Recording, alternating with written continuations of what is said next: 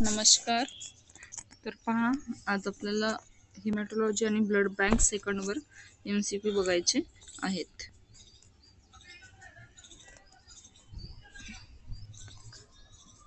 तर पहा, याच्या अगोदर मी काय केलेलं आहे, यूट्यूबमध्ये प्लेलिस्ट बनवलेले आहेत.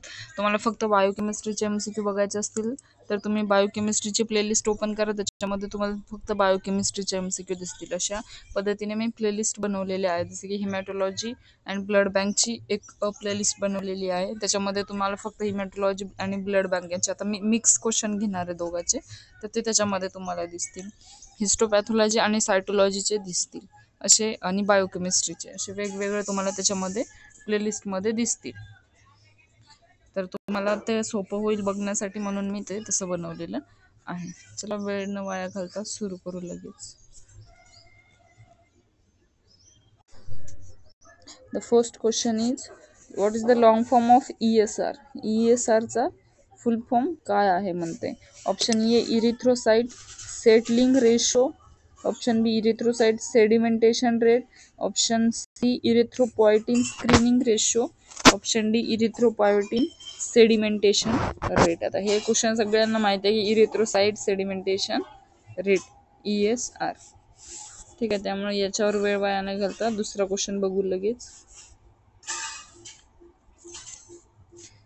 हेमोसायटोमीटरी equipment contains which of the following? Hemocytometer कशासाठी यूज केला जातो? हा इक्विपमेंट सेल काउंटसाठी केला जातो. Option A Neubauer counting, RBC pipette, WBC, all of the above. तर याचं काय असणार आहे correct answer? All of the above. Neubauer काउंटिंगसाठी पण RBC WBC पण साठी पण यूज केला जातो त्याचा. ठीक आहे. नंतर which of the following is incorrect about monocyte?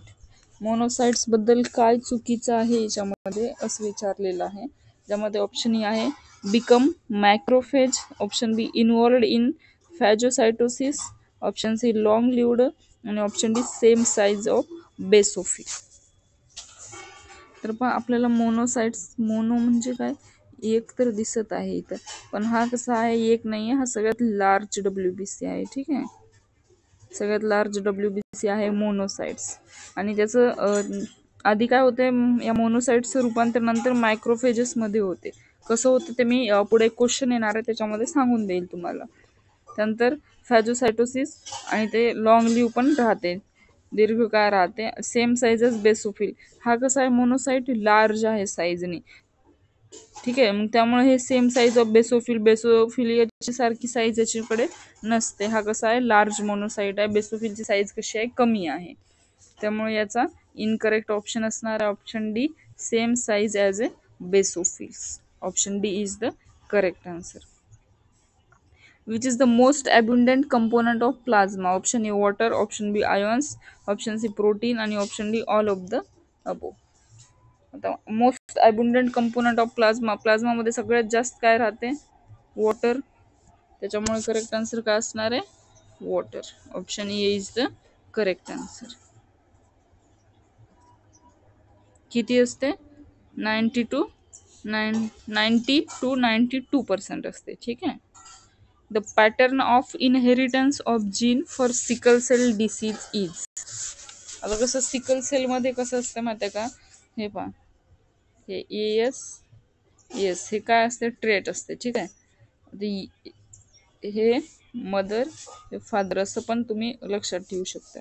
यांच्यापासून काय होणार, हा एक इकडे एक येणार, मग हा झाला निगेटिव्ह. ठीक आहे, त्यानंतर इथे काय तयार होणार, हा ए हा एस, इथे तयार होणार हा ट्रेट. नंतर अजून इथला यस, इथे ये, हा पण ट्रेट झाला. आणि त्यानंतर राहिला यस. आणि ज्यावेळेस यस हा पॅटर्न येतो त्यावेळेस काय असतं, मग ते सिकल सेल असतो. ठीक आहे, हा यस पॅटर्न आला तर त्यावेळेस तो सिकल सेल असतो. आपल्याला काय विचारलंय, the pattern of inheritance of gene for sickle cell disease is. Option A autosomal recessive, option B autosomal dominant, option C mesodermal recessive, आणि ऑप्शन डी मिसोडोमल डॉमिनंट. त्याचं करेक्ट आन्सर काय आहे? Autosomal recessive. Platelet formation is regulated by. आता प्लेटलेटची formation होते त्याला आपण काय म्हणतो? Option A thrombopoietin, thromboplastin, thrombin, biotin. जेव्हा प्लेटलेट्सची फॉर्मेशन असेल ना, त्याला लागते POIETIN, पोएटिन.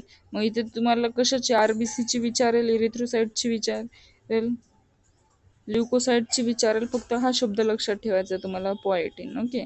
प्लेटलेटची फॉर्मेशन म्हणले की पोएटिन, म्हणजे प्लेटलेटला काय म्हणतो? थ्रोम्बोसाइट्स म्हणतो, तर थ्रोम्बोपोएटिन असणार आहे. ठीक आहे. हा जो थ्रोम्बोप्लास्टिन आहे हा कशात यूज क्लॉटिंग फॅक्टर मध्ये पहिला फॅक्टर आहे क्लॉटिंग फॅक्टर मध्ये थ्रोम्बोप्लास्टिन. आणि हा थ्रोम्बिन जो आहे तो फायब्रिन तयार करण्यासाठी यूज करत आहेत, थ्रोम्बिन. ठीक आहे.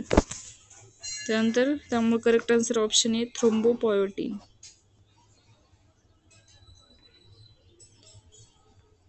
An overdose of erythropoietin may causes. Overdose म्हणजेच काय असते? खूप जास्त झालं असं आपण म्हणतो ना, तसं ओव्हरडोस ऑफ इरिथ्रोपोएटिन म्हणजे खूप जास्त प्रमाणामध्ये RBCचं प्रोडक्शन झालं तर काय होते? Anaemia, leukaemia, polycythaemia, none of the above. इथे आन्सर दिसत आहे. तर पहा, खूप जास्त प्रमाणात होते तर आपण त्याला काय म्हणतो? ओव्हरडोस. म्हणजे जास्तला काय म्हणतो? पॉली. त्यामुळे त्याचं करेक्ट आन्सर काय असणार आहे? पॉलिसायथेमिया. Option C is the correct answer. Which option is true about the term hemopoiesis? हेमोपोएसिस म्हणजे काय असतं? Option A destruction of RBC, option B process of blood formation, option C mechanism of blood clotting आणि option D insufficient blood cell formation.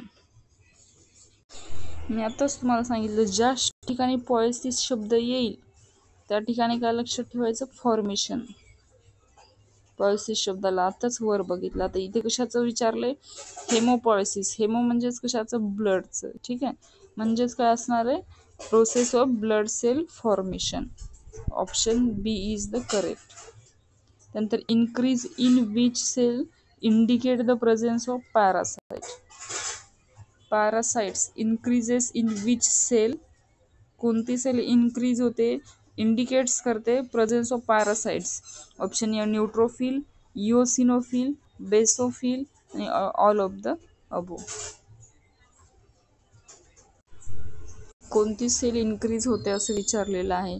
Neutrophils कधी increase होतात? Neutrophil increase होतात ज्यावेळेस bacterial infection असेल. Bacterial infection असेल तर neutrophil increase होतात. ठीक आहे. आपल्याला विचारले कशाचं? पॅरासाइट्स. मग ज्यावेळेस इओसिनोफिल कधी इन्क्रीज होतात? पॅरासाइट इन्फेक्शन असेल तर. ठीक आहे. मग पॅरासाइट असेल तर इओसिनोफिल आणि बेसोफिल्स कधी? ॲलर्जिक. ठीक आहे. त्यामुळे करेक्ट आन्सर काय असणार? आपल्याला कशाचं विचारले? Increases in which cell indicates the presence of parasites. कोणत्या सेल इन्क्रीज होतात ज्याच्यातून आपल्याला कळते की याच्यात पॅरासाइट्स प्रेझेन्स आहे म्हणून? तर इओसिनोफिल. करेक्ट आन्सर काय असणार आपलं? Eosinophil.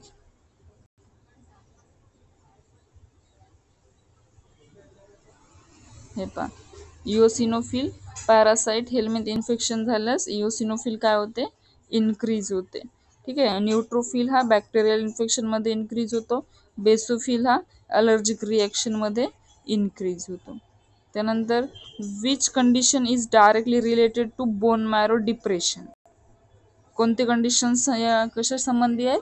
Bone marrow depressions. Option A dengue, dysentery, aplastic anaemia and none of the above. आता कशाविषयी विचारलं आपल्याला इथे? बोन मॅरो डिप्रेशन म्हणते. बोन मॅरोशी डेंग्यू, डिसेंट्री आणि none of the above. Dengue आणि डिसेंट्री बोन मॅरोशी संबंधित नाही, पण अप्लास्टिक ॲनेमिया बोन मॅरो RBCचं प्रोडक्शन कुठून होते? बोन मॅरोमध्ये. त्यामुळे मग बोन मॅरो डिप्रेशनचे आणि RBC कमी झाला तर RBC मुळे काय होतो? ॲनेमिया होतो. याच्यावरून तुम्ही असं लक्षात ठेवू शकता की अप्लास्टिक ॲनेमिया. करेक्ट आन्सर काय असणार आहे? Aplastic anaemia. ज्यामध्ये डेंग्यूमध्ये काय होते? प्लेटलेट्स कमी होऊ शकतात, पण हे मुख्यतः टेम्पररी आणि इन्फेक्शन रिलेटेड असते. मॅरो पूर्णपणे डिप्रेस होत नाही याच्यामध्ये. डिसेंट्रीचं कसं असते, पचन संस्थेशी इन्फेक्शनशी संबंधी असते.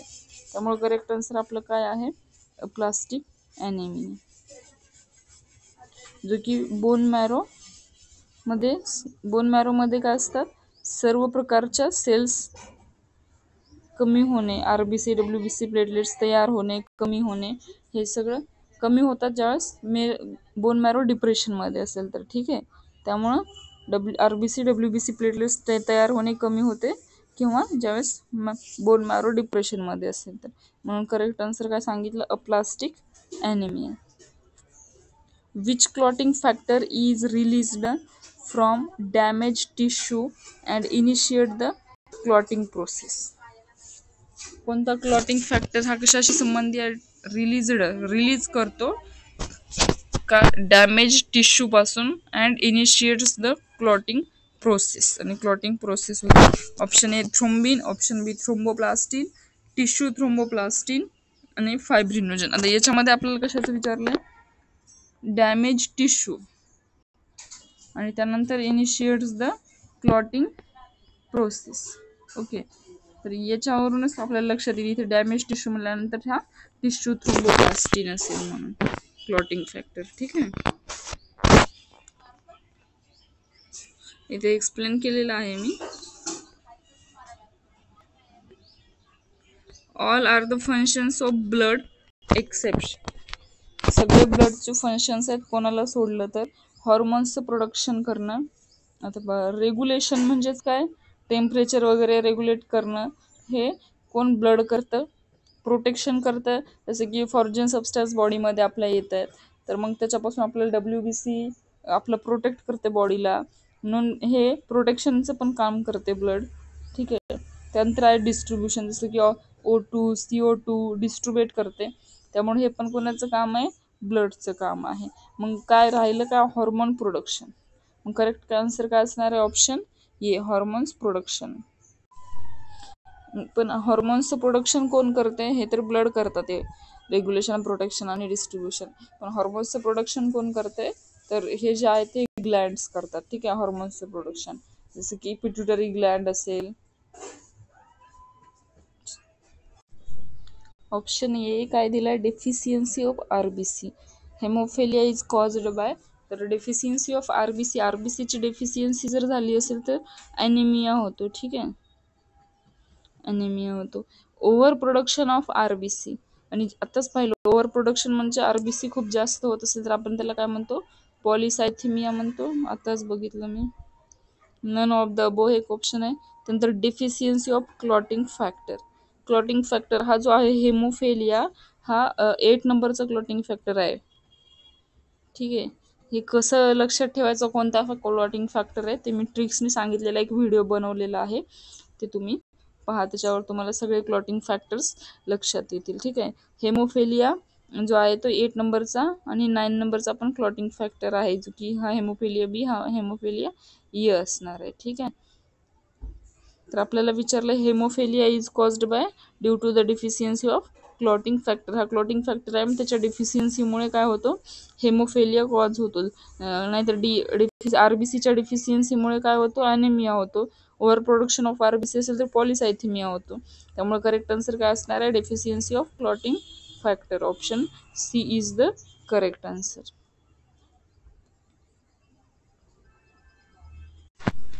आणि हेमोफिलियामध्ये जर मायनर कट्स वगैरे झाले असतील किंवा इंजुरी झाली असेल तर ते जे ब्लड आहे ते कसं स्टॉप नाही होत, ते चालूच राहते, वाहतच राहते, असं असते हेमोफिलियाची कंडिशनमध्ये.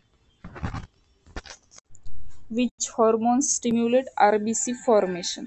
आता फॉर्मेशन म्हटलं तर काय सांगितलं, पोएटिन लक्षात ठेवायचं. ठीक आहे, इथं कुठं आहे, इथं आहे.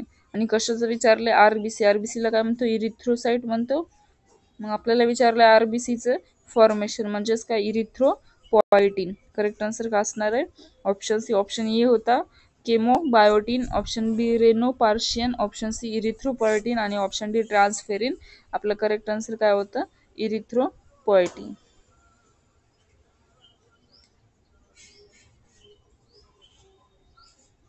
त्यानंतर Polymorphonuclear cell include.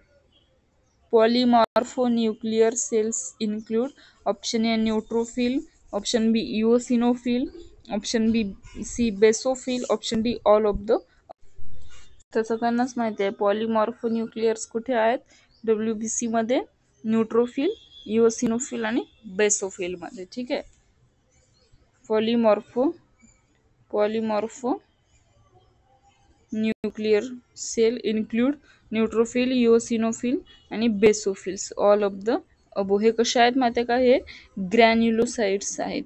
आणि जे राहिलेले दोन आहेत मोनोसाइट्स आणि लिम्फोसाइट्स, हे दोन कसे आहेत, अग्रॅन्युलोसाइट्स आहेत. ठीक आहे. करेक्ट आन्सर काय असणार आहे, option D, all of the above. त्यानंतर majority of energy production of RBC metabolism is derived from. काय विचारले आपल्याला, energy production of RBC metabolism.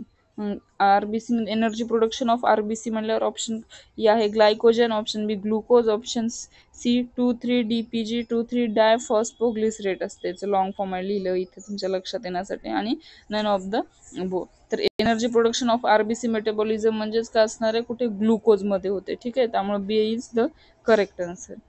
नंतर largest blood cell that leaves the blood stream to become microphages. मी सांगितलं होतं वरच largest blood sale कोणती आहे, आणि मी हेही सांगितलं होतं त्याच्यामध्ये जे ऑप्शन होते त्याच्यामध्ये मायक्रोफेजेस रिलेटेड काहीतरी ऑप्शन होता पावर. आपलं फर्स्ट का सेकंड क्वेश्चन होता तो. तर कोणती आहे लार्जेस्ट सेल जे की कुठं, that leaves blood stream to become microphages. तर मी सांगितलं मोनो एकच दिसते, एकच आहे असं वाटते मोनो, परंतु ही मोनो जी आहे ती सगळ्यात लार्जेस्ट ब्लड सेल आहे. ठीक आहे. WBC मध्ये लार्जेस्ट ब्लड सेल कोणती आहे, WBC मध्ये मायक्रोसाइट्स, मोनोसाइट. आणि ही मोनोसाइट जी आहे लार्जेस्ट सेल, ही ब्लड सेल ब्लड मध्ये राहून काय होते, टिश्यू मध्ये मायग्रेट होते. नंतर टिश्यू मध्ये मायग्रेट झाल्यानंतर ती मायक्रोफेजेस तयार होते. टिश्यू मध्ये मायग्रेट होऊन मायक्रोफेज होते. आणि मायक्रोफेज झाल्यावरती काय करते, जी की डेड सेल्स असतील किंवा पॅथोजन असेल त्यांचं फॅगोसाइट्स. ठीक आहे. फॅगोसाइट करते कोण, मोनोसाइट्स. म्हणून मी सांगितलं होतं इथे मायक्रोफेज म्हणजेच काय, ज्यावेळेस ते टिश्यू मध्ये मायग्रेट झाल्यानंतर मायक्रोफेज बनते. ठीक आहे. All are the correct about RBC. RBC बद्दल सगळे करेक्ट आहे एक्सेप्ट कोणाला सोडून करेक्ट आहे. पहिलं काय ऑप्शन, RBC कंटेन्स हेमोग्लोबिन. तर सगळ्यांना माहिती आहे RBC हेमोग्लोबिन असतो RBC मध्ये. ठीक आहे. तर त्यामुळे हे बरोबर आहे, RBC कंटेन्स हेमोग्लोबिन. त्यानंतर RBC लॅक मायटोकॉन्ड्रिया, हे पण बरोबर आहे. त्यानंतर मॅच्युअर RBC लॅक न्यूक्लियस. आता RBC मध्ये न्यूक्लियस नसतोच आपल्याला माहितीच आहे, त्यामुळे मॅच्युअर RBC लॅक न्यूक्लियस हे पण करेक्ट आहे. राहिलं option C, deoxy haemoglobin carries O2. काय म्हणते, डिऑक्सी हिमोग्लोबिन म्हणजेच काय, डिऑक्सी म्हणजेच काय, इथे रिमूव्ह ऑक्सिजन. ठीक आहे. कॅरीज O2 असं म्हणते. त्यामुळे करेक्ट आन्सर काय असणार आहे आपलं, एक्सेप्शन मधलं option C,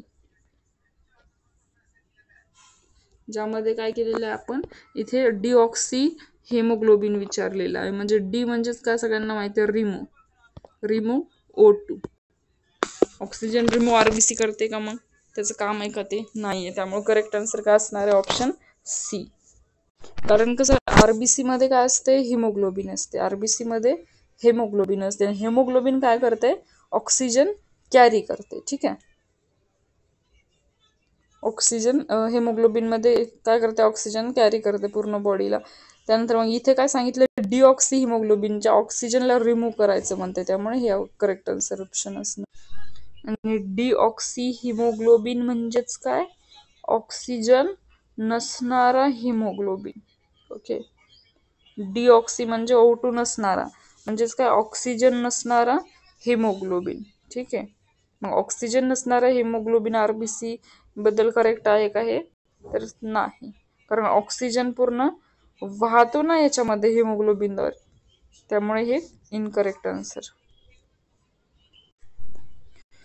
who determine the blood group in an individual. म्हणजे एखाद्या इंडिव्हिज्युअलचा ब्लड ग्रुप जे आहे ते हु डिटरमाइन, कोण ठरवते म्हणते, who determine the blood group in an individual. Option A antibodies in plasma, option B antibodies on a thrombocyte surface, option C antigen in plasma, option D antigen on erythrocyte surface.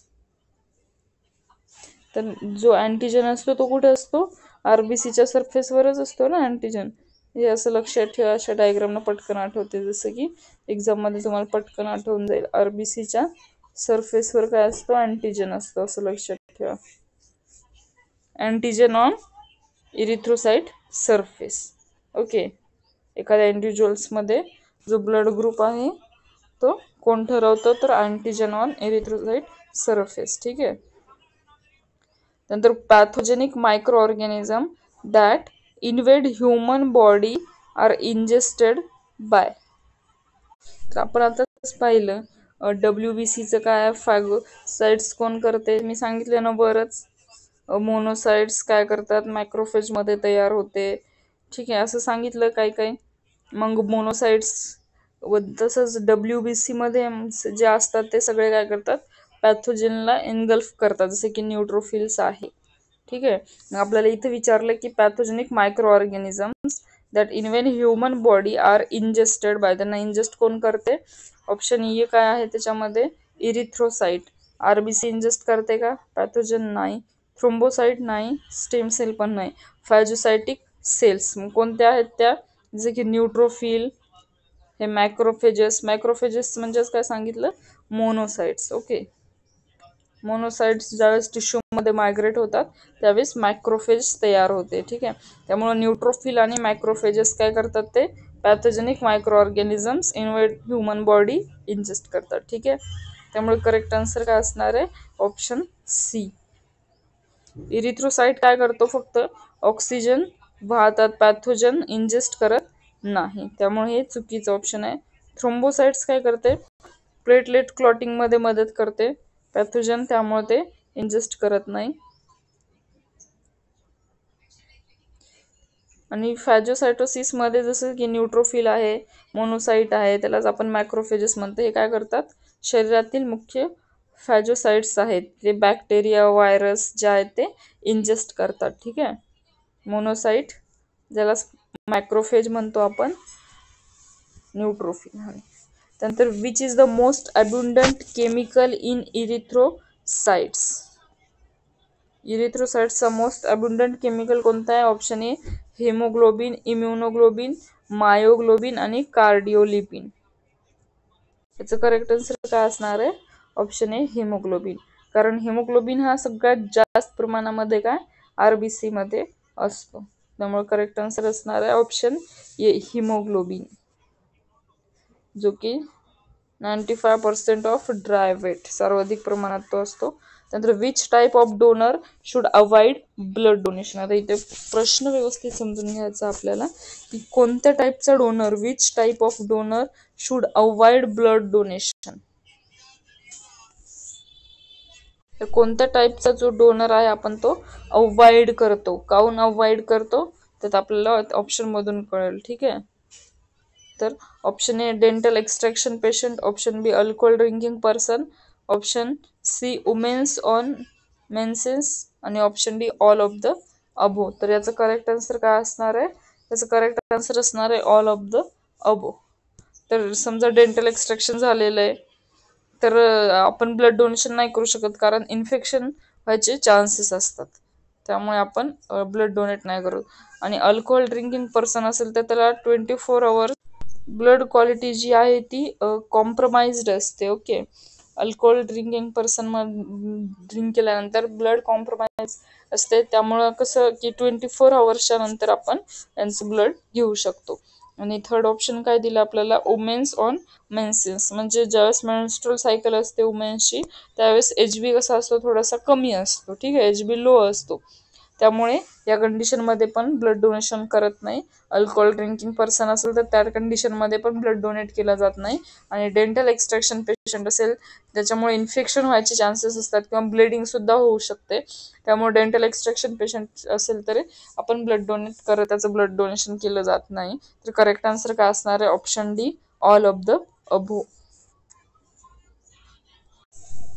त्यानंतर blood components किंवा blood products are derived from. आपण जे components असतील ब्लडचे जसे की RBC, WBC, platelets हे कुठून derived करतो. Option A whole blood, believe proper काय probably typo. Option C CSF cerebrospinal fluid. Option D synovial fluid. तर करेक्ट आन्सर काय असणार, आपण हे होल ब्लड मधूनच त्याला पूर्ण डिराइव्ड करतो, त्यामुळे करेक्ट आन्सर काय असणार आहे, ऑप्शन ए होल ब्लड. त्यानंतर blood donation can causes which disease to donor. म्हणजे blood donation can cause, okay, जो ब्लड डोनेट करणार आहे त्याला म्हणत आहे तो ब्लड डोनेशन कॅन कॉज, जो ब्लड डोनेट करत आहे त्याला म्हणत आहे डिसीज टू द डोनर. तर डोनरलाच काय डिसीज होऊ शकतात असं विचारत आहे. Blood donation can cause which disease to the donor. ज्यामध्ये ऑप्शन काय दिले आहेत, हिपॅटिटस, HIV, मलेरिया आणि नो डिसीज. आता जो ब्लड डोनेट करणार आहे, ब्लड डोनेट केल्यानंतर काही डिसीज होतात का, तर ते कोणतेच डिसीज नाही होत ना. थोडी हिपॅटिटस, HIV, मलेरिया होऊ शकते ब्लड देणारा जो डोनेट करणार आहे त्याला, तर त्यामुळे त्याला कोणताच डिसीज नाही होऊ शकत ब्लड डोनेशन केल्यामुळे. त्यामुळे करेक्ट आन्सर काय असणार आहे, ऑप्शन डी नो डिसीजेस. त्यानंतर काय, washing RBC is done by using. Washing RBC म्हणजे काय असते, RBC वॉश म्हणजे काय असते की जे की RBC मध्ये समजा प्रोटीन आहे किंवा त्याच्यामध्ये प्रोटीन आहे किंवा प्लाझ्मा आहे ते रिमूव्ह करणे. ठीक आहे, ते रिमूव्ह होतात. RBC वॉश म्हणजेच काय, प्लाझ्मा प्रोटीन रिमूव्ह करणे, त्याला आपण वॉशिंग RBC असं म्हणतात. तर हे इज डन बाय युजिंग, कशाचा यूज करून RBC ला वॉश केलं जातं असं विचारतं. ऑप्शन ए होता normal saline, tap water, ethanol आणि डिस्टिल वॉटर. तर सगळ्यांना माहिती आहे 0.9% NaCl म्हणजेच काय, नॉर्मल सलाईन यूज केला जातो for the washing of RBC. ठीक आहे, मी इथे एक्सप्लेन केलेलं आहे. हे पहा, RBC वॉश म्हणजेच काय असतं की रेड ब्लड सेल्स मधून जो की प्लाझ्मा असेल किंवा प्रोटीन्स असतील किंवा इतर कोणते पदार्थ असतील ते काढून टाकले जातात. जसं की नॉर्मल सलाईन 0.9% NaCl वापरले जाते, ते RBC साठी सुरक्षित आणि RBC त्याच्यामुळे काय होते, असं फाटत नाही RBC. ठीक आहे, त्यानंतर which of the following needle gauge has the smallest diameter. आता निडल संबंधी सगळ्याला माहिती आहे, निडलची साईज स्मॉल असेल तर आपण तो यूज ज्याच्यासाठी करतो ती लार्ज असेल. ठीक आहे, आणि निडलची साईज जर लार्ज असेल तर आपण ती एकदम जसं की बच्चूंसाठी वगैरे यूज करतो अशी.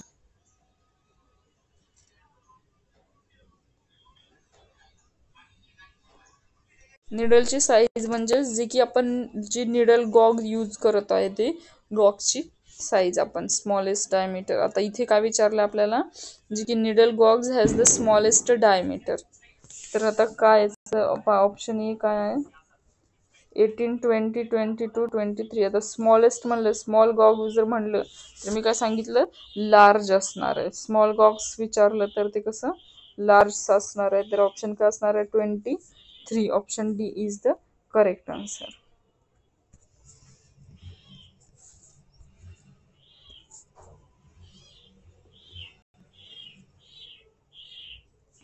ठीक आहे, आपले 24 क्वेश्चन झाले. मला वाटलं अजून आहेच. हा 25चा क्वेश्चन होता. तुमच्यासाठी एक क्वेश्चन, तर तुमच्यासाठी हा क्वेश्चन असणार आहे की मी इथे लिहून देते. ठीक आहे, हा होमवर्कसाठी क्वेश्चन असणार आहे. होमवर्कसाठी 626 नंबरचा क्वेश्चन आहे, ज्यामध्ये क्वेश्चन लिहून घ्या. Eosinophil in large number are seen in.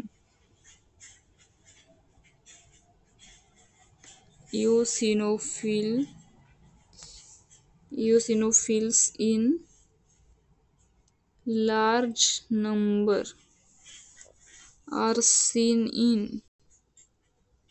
इओसिनोफिलचं count हे इन्क्रीज होते कशामध्ये, आर सीन इन. ज्यामध्ये ऑप्शन ई आहे parasitic infection, parasitic infection. Option B आहे अस्थमा. ऑप्शन सी आहे ॲलर्जिक कंडिशन. आणि ऑप्शन डी जो आहे तो all of the above. All of the above. ठीक आहे. ओळखू येत नसेल तर इओसिनोफिल इन. ओळखू येत नसेल तर इओसिनोफिल इन कसं म्हणले, इओसिनोफिल इन लार्ज नंबर म्हणजेच काय, इओसिनोफिलचं काउंट काय होतंय, इन्क्रीज होतं. Eosinophil in large number are seen. मग इओसिनोफिलचं काउंट कशामध्ये इन्क्रीज होते. ऑप्शन ए म्हटले parasitic infection. Option B asthma. Option C allergic condition. आणि option D all of the above. तर काय करायचं, याचा आन्सर कमेंट करायचा आहे. लेक्चर आवडलं असेल तर लाईक आणि सबस्क्राईब करा. चला, थँक्यू.